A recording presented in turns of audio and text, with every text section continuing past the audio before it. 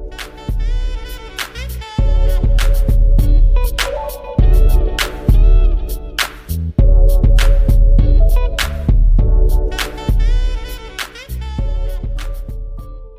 guys, selamat datang kembali di Kin Channel. Seperti biasa, kali ini Kin Channel akan membahas kelanjutan anime Kage no Chitsuryokusa part ketiganya. Tanpa banyak basa-basi lagi, kita langsung saja ke pembahasannya.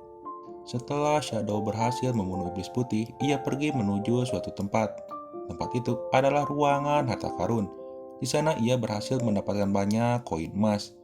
Namun tidak semua hasil temuannya ia ambil, karena akan sangat sulit untuk bergerak jika ia mengambil semua emasnya.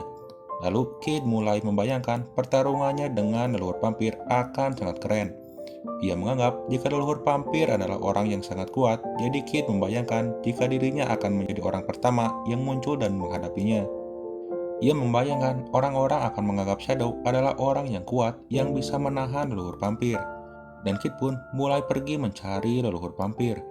Ketika ia sedang mencari, ia tidak sengaja bertemu dengan kakaknya. Dan dia melihat jika kakaknya sedang dalam bahaya. Jadi, Kid mencoba menolongnya dan langsung menendang tiran. Setelah menendang tiran, Kid langsung pergi dengan kecepatannya. Di sisi lain, Crimson mulai tersenyum dan ia mengatakan jika bulan benar-benar sudah menjadi merah. Yang artinya, pengorbanan untuk kebangkitan Ratu Darah Elizabeth akan segera dimulai. Crimson lalu pergi menuju ruangan tempat di mana peti mati Elizabeth itu berada, dan ia pun membukanya. Ternyata itu adalah jantung yang kering milik Elizabeth. Usianya sudah berumur lebih dari 1000 tahun. Menurut Crimson, keunggulan leluhur vampir adalah bisa membangkitkan kembali vampir yang telah mati. Namun, syaratnya jika jantungnya harus masih utuh. Di sini, Crimson membawa jantung itu dan memasukkan jantungnya kepada seorang anak laki-laki yang akan dikorbankan. Setelah itu, Crimson pergi dari ruangan tersebut, karena saat Elizabeth bangun, ia akan sangat kehausan dan akan membunuh siapapun yang berada di dekatnya. Ketika Crimson membuka pintu tersebut, langkahnya tiba-tiba saja terhenti, karena tepat di depannya ada seorang pria yang menggunakan jubah hitam. Crimson langsung menyerangnya dengan cakarnya dan menyuruh orang itu untuk segera pergi. Namun dalam hitungan detik, tubuh Crimson terbelah menjadi dua, dan tubuh Crimson kembali beregenerasi karena ia adalah vampir tingkat atas. Jadi ia bisa beregenerasi terus-menerus. Namun ketika Crimson beregenerasi, ia sangat heran karena pedang orang tersebut tidak bisa ia lihat.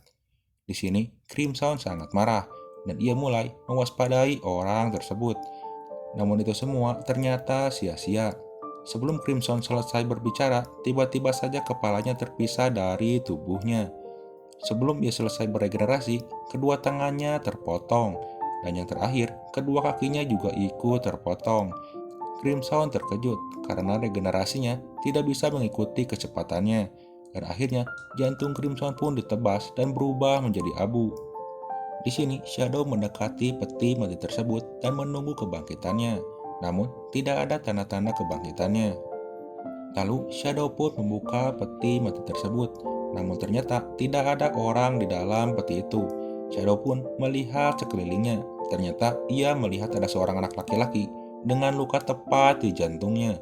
Shadow menganggap jika itu adalah Ratu Darah meskipun kekuatannya sangat lemah. Tapi gayanya sangat cocok sebagai bos terakhir. Dan Shadow memikirkan banyak hal. Bisa jadi Ratu Darah telah melarikan diri, atau kemungkinan jika Ratu Darah memang tidak ada, dan kemungkinan besar jika Ratu Darah telah mati, dan Shadow pun akhirnya berbalik dan pergi. Tidak lama setelah itu, Claire dan Mary mereka berhasil menuju tempat paling atas di menara Ratu Darah, dan Claire bergegas membuka pintu itu. Ketika membukanya, ia melihat jika ada seseorang anak laki-laki dengan luka di dadanya. Rambutnya sangat mirip sekali dengan Kid. Claire di sini menangis dan berlari menuju laki-laki itu. Namun, tangisannya tiba-tiba terhenti karena ia bukanlah Kid. Claire sangat panik dan melihat sekelilingnya. Namun, seketika Mary berteriak dengan menyebut nama Claire. Lengan dari anak laki-laki tersebut menusuk perut Claire. Claire langsung terjatuh ke tanah dan anak laki-laki tersebut mulai bergerak. Mary sadar jika anak itu telah mati namun ada sesuatu yang keluar dari jantungnya. tubuh anak itu mulai memerah dan akhirnya meledak. Lalu muncul seorang perempuan cantik berambut merah dengan warna mata yang sama. Mary terkejut karena itu adalah Elizabeth.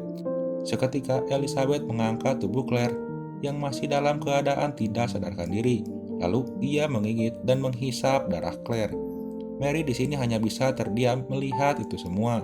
Sementara Claire, wajahnya sudah mulai memucat. Ketika merasa cukup dengan darah Claire, ia kemudian membuangnya. Lalu ia melihat Mary, seakan Elizabeth ingin memangsanya. Mary mundur ketakutan. Baginya, tidak ada orang lain yang bisa menghentikannya. Lalu muncul seseorang yang menggunakan jubah hitam dan menyerang Elizabeth menggunakan pedang hitamnya. Namun ditangkis dengan mudah oleh Elizabeth. Ternyata orang itu adalah Beta. Ternyata Beta tidak sendirian. Dia ditemani oleh 3 anggota lainnya, yaitu anggota nomor 664, 665, dan 666. Bagi kalian yang tidak tahu, kalian bisa lihat cuplikan video terakhirnya. Dan kemudian Beta menyuruh anggotanya untuk mengambil Claire. Beta di sini bertanya keadaan Claire.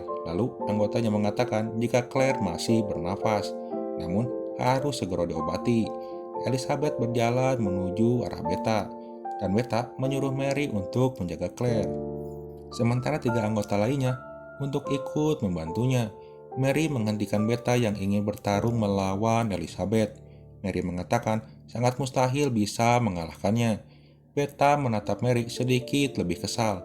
Lalu ia bersiap dengan pedang hitamnya. Beta mulai memikirkan jika nanti tuannya akan sangat marah kepadanya, sebab ia tidak bisa menjaga saudara tuannya. Beta membayangkan apa yang akan terjadi padanya jika sampai Claire benar-benar mati. Satu-satunya cara untuk menebus kesalahannya adalah dengan membunuh Ratu Dara. Di sini Beta mengumpulkan sihir yang begitu besar di ujung pedangnya. Lalu Beta memberikan kode kepada bawahannya untuk bersiap menyerang. Ketiganya mulai berpencar dan bersiap menyerang Elizabeth.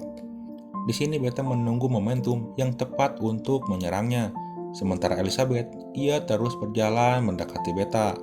Ketika sudah mulai mendekat, Beta memulai serangan pertamanya, namun berhasil ditahan dengan tangan kirinya. Lalu dengan cepat, salah satu anggota menyerang dari belakang, namun dihentikan oleh tangan kanannya. Hingga akhirnya kedua anggota lainnya mendapatkan celah dan langsung pergi menyerangnya. Elizabeth yang melihat itu, ia hanya berusaha melindungi jantungnya. Hingga akhirnya tebasan pedang mereka menusuk di tubuh Elizabeth. Tubuh Elizabeth mengeluarkan banyak darah, namun itu semua ternyata tidak berhasil. Ketika pedang dari tubuhnya terlepas, tiba-tiba saja Elizabeth menyerang Beta dan kedua anggota yang telah menebasnya. Namun, Beta berhasil menghindar, tetapi kedua anggota lainnya terlambat untuk menghindar. Namun, anggota nomor 666 dengan sigap memotong tangan Elizabeth. Lalu Beta dan yang lainnya kembali menyerang dan memotong bagian tubuh lain dari Elizabeth dan langsung menendangnya. Tubuh Elizabeth pun terpental sangat jauh hingga tertimpa reruntuhan. Beta sangat optimis jika mereka bisa membunuh Ratu Dara. Namun, Mary berkata jika saat ini Elizabeth masih belum stabil dan belum mengeluarkan kekuatan sesungguhnya. Tiba-tiba saja kekuatan Ratu Dara meningkat secara drastis hingga suasana di tempat itu bergetar sangat kencang, dan tiba-tiba saja Elizabeth keluar dari reruntuhan tersebut. Beta yang melihat itu, tubuhnya langsung berkeringat. Ada banyak darah di seluruh tubuhnya seperti sedang melindunginya, serta perbedaan kekuatan yang sangat signifikan. Beta mulai berpikir, hanya ada seseorang yang bisa mengalahkannya, yaitu tuannya. Anggota lain menunggu keputusan Beta, namun Beta menggelengkan kepalanya. Ia berjalan maju dengan mengangkat dagunya, yang artinya tidak ada kata melarikan diri. Lalu muncul seorang wanita cantik berekor 9. Ia adalah Yukime. Meskipun Beta tidak pernah bertemu, namun ia mengetahui identitasnya. Di sisi lain juga, ternyata muncul seseorang pria bertubuh besar. Ia adalah Tiran. Tiran melihat Ratu Darah sambil tertawa. Di sini Beta merasa diuntungkan karena ada 3 penguasa saling berhadapan. Meskipun kedua penguasa sangat menentang Ratu Dara, Tiran langsung mengeluarkan kapak besarnya dan langsung menyerang Elizabeth. Namun, Elizabeth tidak bergerak sedikit pun. Mereka semua terkejut karena kapak besar tersebut tiba-tiba saja menembus tubuh Elizabeth. Jadi menurut Mary, kelebihan vampir tingkat tinggi adalah mereka bisa merubah bentuk tubuhnya menjadi kabut, sehingga benda yang membahayakan dirinya bisa dihindari dengan mudah. Saat tiran terus-menerus melancarkan serangannya, Elizabeth saat ini sedang mengumpulkan darah di tangannya sebagai bentuk balasan atas serangan dari tiran. Elizabeth pun melemparkan bola darah itu ke langit dan meledak. Tiba-tiba saja, hujan darah tercipta. Beta yang melihat hujan darah itu sangat berbahaya, ia pun bergegas pergi menuju tempat di mana Claire berada dan menahan semua hujan darah itu dengan tubuhnya. Tubuh Beta mulai bercucuran darah ketika ia melihat sekelilingnya. Semua anggotanya terluka sangat patah hingga tidak memungkinkan untuk bertarung. Sementara nomor 666 yaitu Rose, ia mengalami sedikit goresan. Bahkan Yukime pun ikut terluka. Sementara Tiran yang mendapatkan banyak serangan, semua tubuhnya mengeluarkan banyak darah. Namun, mereka masih bisa berdiri. Yukime dan Tiran mereka terkejut dengan kekuatannya.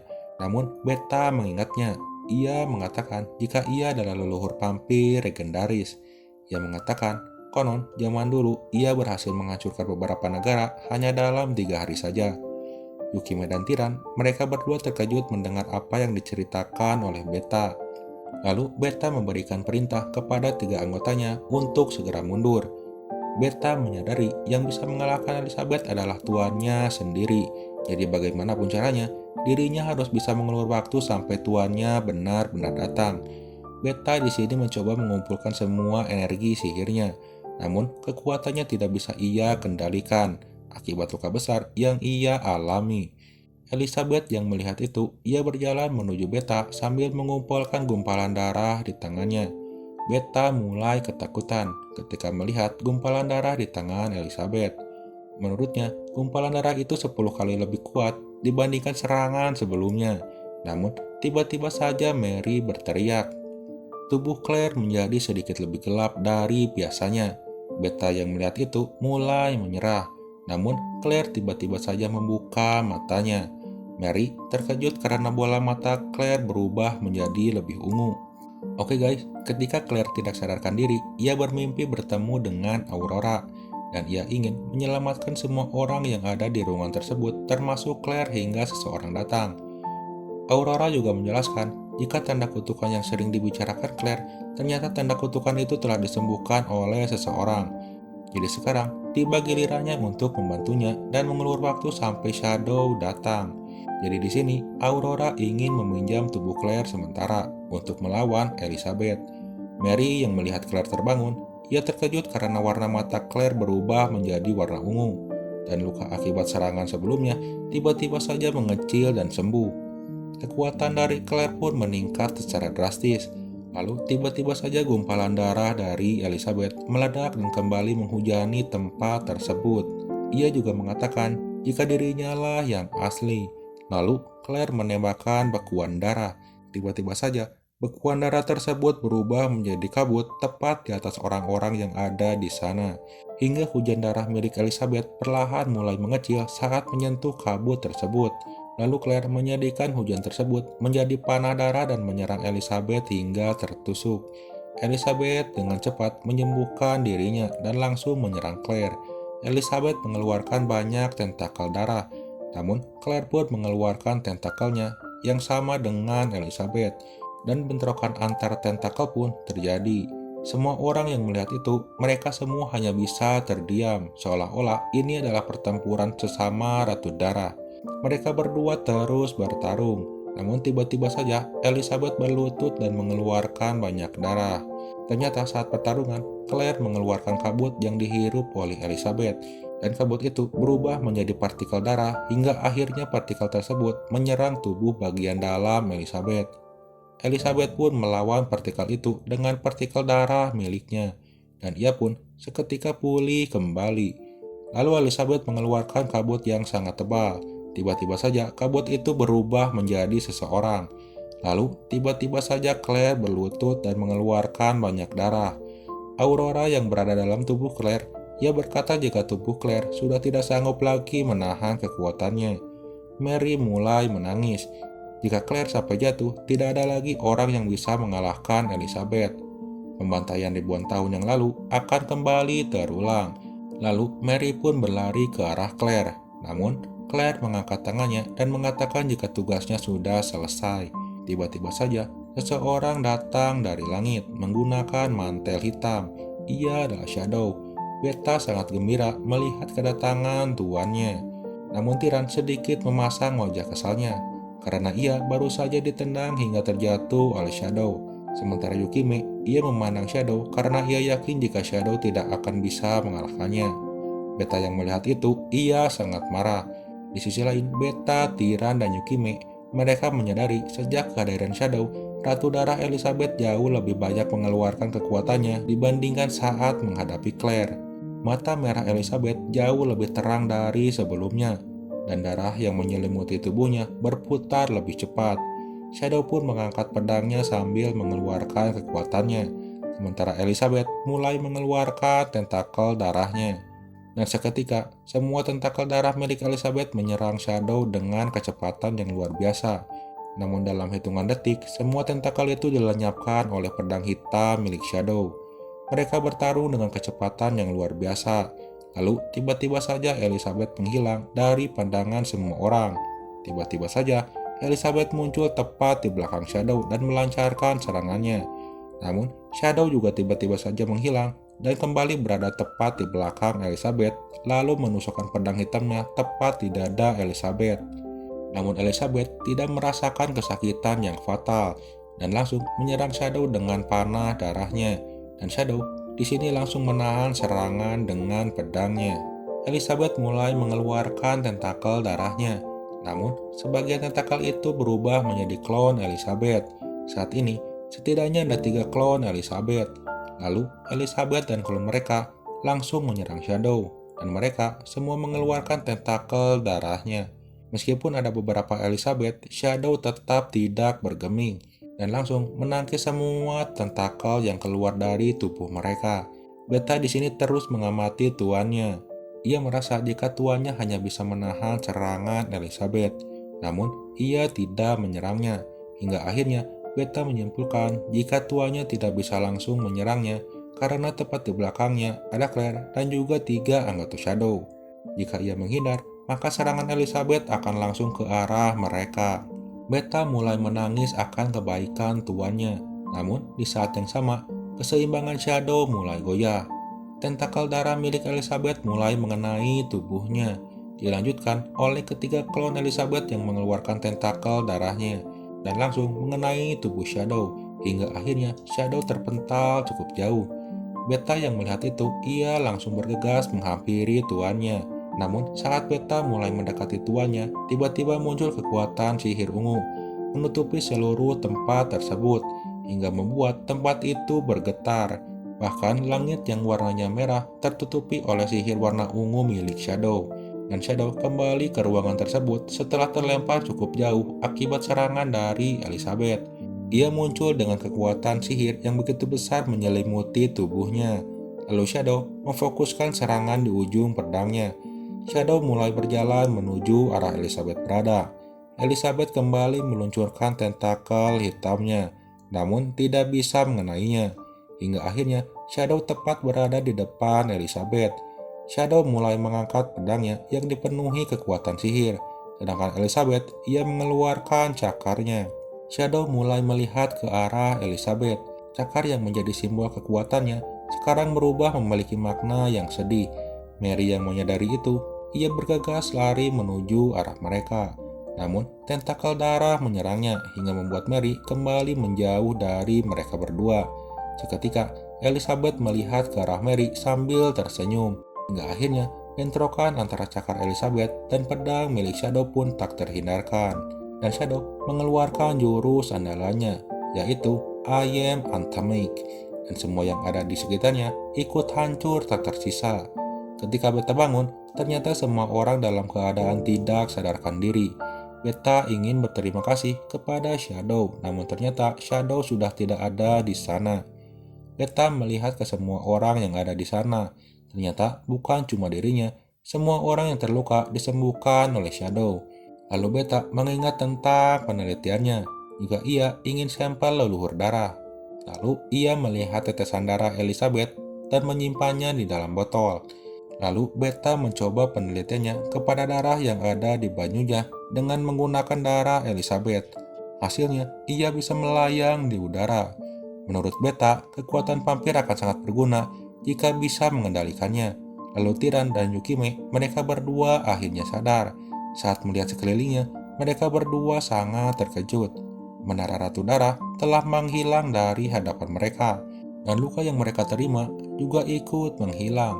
Beta membangunkan bawahannya, lalu mereka berdua pun pergi. Claire dan Mary, akhirnya mereka pun terbangun.